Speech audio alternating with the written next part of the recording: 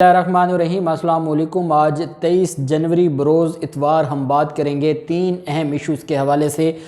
جو بڑا اہم معاملہ ہے اور وہ وزیر اعظم عمران خان کا آج صدارتی نظام پر کھل کے بولنا ہے۔ اس کے علاوہ وزیر اعظم عمران خان نے جو قوم کو خوشخبری سنائی ہے، اور وزیر اعظم عمران خان نے کرپٹ مخالفین کو جو آج دوبارہ وہ بات کہی ہے جو وزیر اعظم عمران خان نے الیکشن سے پہلے کہی تھی بڑے سخت الفاظ میں، آج اپوزیشن کو وزیر اعظم عمران خان نے مخاطب کیا ہے، جو اس بات کا ثبوت ہے کہ وزیر اعظم عمران خان اپنے ویژن کے مطابق کام کرنے جا رہے ہیں۔ اور اس پر مریم نواز کی چیخیں جو ہمیں جاتی عمرہ سے سنائی دیں، اور مریم نواز نے جو اس کے اوپر سخت رد عمل دیا، خوف کی علامت ہے ان کا اس طرح کا رد عمل، وہ بھی میں آپ کے ساتھ شیئر کروں گا۔ ساتھ ہم بات کریں گے رانا ثناءاللہ نے، جو کہ پاکستان مسلم لیگ نون کے سینئر رہنما ہیں، پنجاب کے مسلم لیگ نون کے وہ صدر ہیں، انہوں نے آج یہ بات اور یہ اقرار جرم کر لیا ہے، اور یہ اس بات کا اعتراف کر لیا ہے کہ ہمارے پاس نمبر پورے نہیں ہیں۔ اگر نمبر پورے ہوتے تو ہم اب تک وزیر اعظم عمران خان کے خلاف ووٹ آف نو کانفیڈنس لے آتے، اور شریف خاندان کا، مریم نواز کا، شہباز شریف کا، بلاول زرداری کا سارا جو کھیل تھا وہ بگاڑ دیا، اور اس نے آج پوری قوم کے سامنے اس بات کا اعتراف کیا ہے۔ پہلے میں آپ کو بتاتا چلوں کہ جو نادرا سندھ ہے اس کی جو ماضی میں گزرا وقت ہے، اور نادرا کراچی جس طریقے سے غیر ملکیوں کو شناختی کارڈ جاری کیے گئے، وہ ایک انتہائی افسوسناک ہے۔ نادرا کی رپورٹ سامنے آئی، ایف آئی اے کی رپورٹ سامنے آئی ہے، اور ایف آئی اے کے مطابق افغان شہری کو کوئٹہ کے رہائشی خاندان کے گھر کا فرد ظاہر کر کے جعلی شناختی کارڈ جاری کیا گیا۔ ایف آئی اے نے مقدمہ درج کر کے تحقیقات شروع کر دی ہیں۔ ایف آئی اے کے مطابق افغان شہری کو جعلی شناختی کارڈ جاری ہونے کا اس وقت پتہ چلا جب کوئٹہ میں شہری اپنے بچوں کا بے فارم بنوانے نادرا آفس گئے، جس کے بعد مذکورہ شہری نے ایف آئی اے کوئٹہ سے رابطہ کیا اور مقدمہ درج کروایا۔ جب وہ گیا اپنا بے فارم بنوانے کے لیے، اور جب اس کا ڈیٹا سامنے آیا فیملی کا، اور اس میں ایک جو ایلین ہے یا ان کی فیملی کا نہیں ہے، کوئی باہر کا ہے، اور اس کا نام درج تھا ان کے فیملی جو رجسٹریشن سرٹیفکیٹ ہے، تو اس نے پھر، اور یہ بہت خوبصورت بات ہے، اور میں اس پر اس شخص کو اپریشیٹ کرتا ہوں کہ جنہوں نے ایف آئی اے کو جا کر انفارم کیا اور ایف آئی اے کو کہا کہ یہ اس طرح کا بندہ ہماری فیملی میں رجسٹر ہے، حالانکہ اس کا ہمارے خاندان سے کوئی لینا دینا نہیں ہے۔ ایف آئی اے حکام کے مطابق افغان شہری نعمت اللہ کو نادرا کا جعلی شناختی کارڈ کراچی غربی کے دفتر سے جاری کیا گیا، جس کے لیے جعلی اسکولوں کے دستاویزات اور اسٹیمپ پیپرز بنوائے گئے۔ ایف آئی اے کے مطابق افغان شہری نے جعلی شناختی کارڈ کی بنیاد پر پاسپورٹ بھی بنوایا، اور کوئٹہ سے فضائی سفر بھی وہ کرتا رہا۔ ایف آئی اے نے واقعے کا مقدمہ درج کر کے تحقیقات کا آغاز کر دیا ہے۔ جعلی شناختی کارڈ میں اہم کردار ادا کرنے والے نادرا کے سابق اسسٹنٹ ڈائریکٹر گرفتار ہیں، اور یہ جعلی شناختی کارڈز کا ایک پورا دھندا تھا، اور جس میں کئی بھارتی شہریوں کو بھی غیر قانونی طریقے سے اور جعل سازی سے ان کا شناختی کارڈ بنا تھا، افغانستان کے بہت زیادہ لوگوں کا بنا۔ اب بھی اگر اداروں نے کوئی سخت کارروائی نہ کی، اور یہ جو مافیاز ہیں جو مختلف ڈپارٹمنٹس میں بیٹھے ہیں، ان کے خلاف کارروائی نہ ہوئی، تو یہ معاملہ انتہائی خرابی کی طرف جائے گا، جو کہ بڑے دکھ کا مقام ہوگا۔ اور اب ان کو ہوش کا ناخن لینا چاہیے، اور ان ساری چیزوں کو روکنے کے لیے اپنی پوری کوشش کرنی ہوگی۔ ایاز صادق نے ایک دعویٰ کیا تھا، اور یہ مسلم لیگ نون کے سینئر رہنما ہیں، اور شہباز شریف گروپ کا ان کو کرتا دھرتا سمجھا جاتا ہے، اور شہباز شریف کے میسنجر کے طور پر بھی وہ نواز شریف کے پاس گئے تھے۔ انہوں نے حال ہی میں اس بات کے اوپر ایک دعویٰ کیا تھا، اور دعویٰ یہ تھا کہ ہم ووٹ آف نو کانفیڈنس لے کر آئیں گے، اور ووٹ آف نو کانفیڈنس ہم عمران خان کو گھر بھیج دیں گے، انہوں نے یہ دعویٰ کیا تھا۔ جب رانا ثناءاللہ سے یہ سوال پوچھا گیا کہ جو ایاز صادق ہے اس کی طرف سے یہ کہا گیا ہے کہ ان ہاؤس تبدیلی کی جو تیاری ہے وہ مکمل ہے، آپ کیا کہیں گے، تو رانا ثناءاللہ نے ایاز صادق کے ان ہاؤس تبدیلی کی تیاری مکمل ہونے کے دعوے کو مسترد کر دیا۔ انہوں نے کہا کہ ہم حکومت کو گھر تو بھیجنا چاہتے ہیں، لیکن ہمارے پاس نمبرز پورے نہیں ہیں، اور انہوں نے کہا کہ اگر نمبر پورے ہوں تو حکومت گرانے میں ہم ایک لمحہ بھی دیر نہ کریں، عدم اعتماد ہمارا آپشن ہے، ہمارے پاس نمبرز پورے ہوں گے تو حکومت کے خلاف ہم عدم اعتماد لے کر آئیں گے۔ انہوں نے کہا کہ گیلانی کے انتخاب کے وقت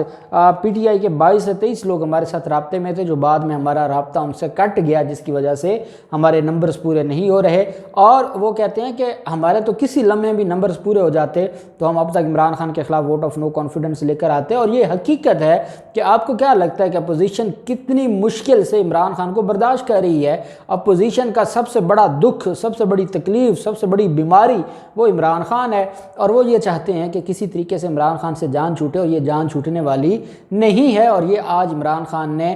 پوری قوم کو بتا دیا ہے۔ آج وزیر اعظم عمران خان نے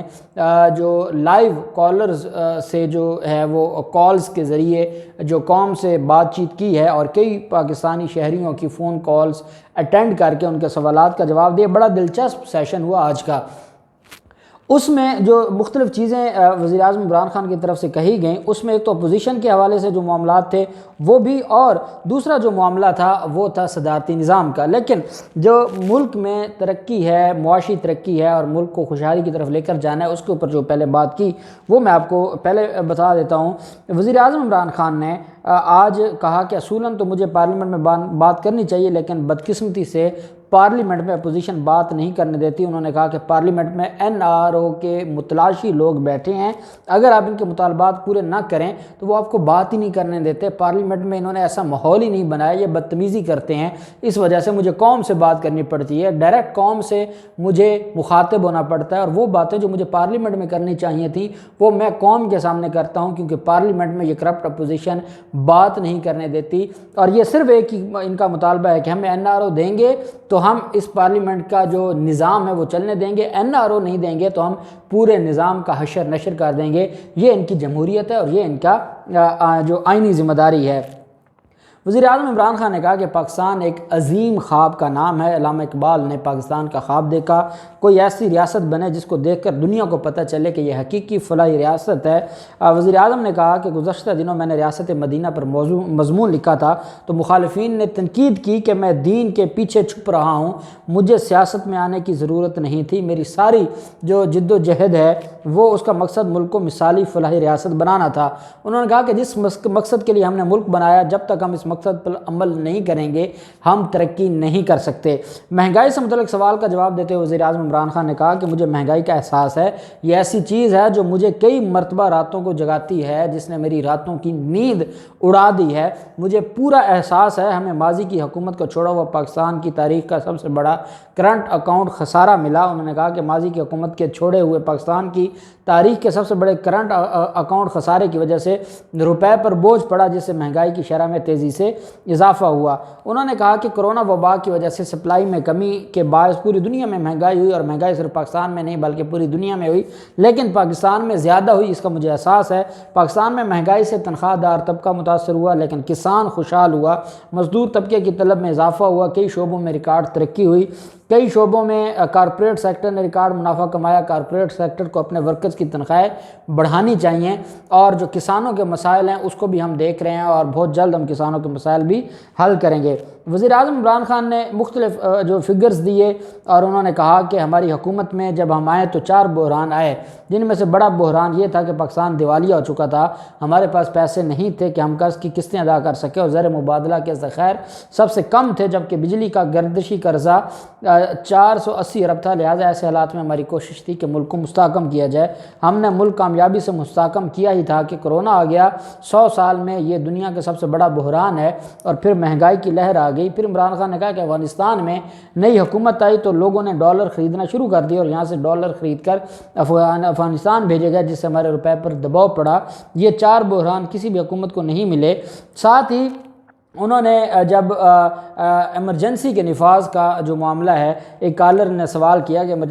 ایمرجنسی کے نفاذ یا صدارتی نظام کے حوالے سے جو سوشل میڈیا پر خبریں زیر گردش ہیں، کیا آپ کے نالج میں ہے اور کیا آپ صدارتی نظام کے حق میں ہیں؟ اس پر وزیر اعظم عمران خان نے بڑا خوبصورت جواب دیا، اور انہوں نے کہا کہ میں نے وزیر اعظم بننے کے بعد جو پہلی قوم سے خطاب کیا تھا، میں نے کہا تھا کہ آپ کو بہت شور سننے کو ملے گا کہ ملک تباہ ہو گیا ہے، یہ نااہل ہیں، میں ان گھٹیا لوگوں کے خلاف کھڑا ہونا جہاد سمجھتا ہوں، اور میری حکومت کہیں نہیں جانے والی، یہ 5 سال بھی میرے ہیں اور اس سے اگلے 5 سال بھی میرے ہیں۔ اور اگلی بات انہوں نے جو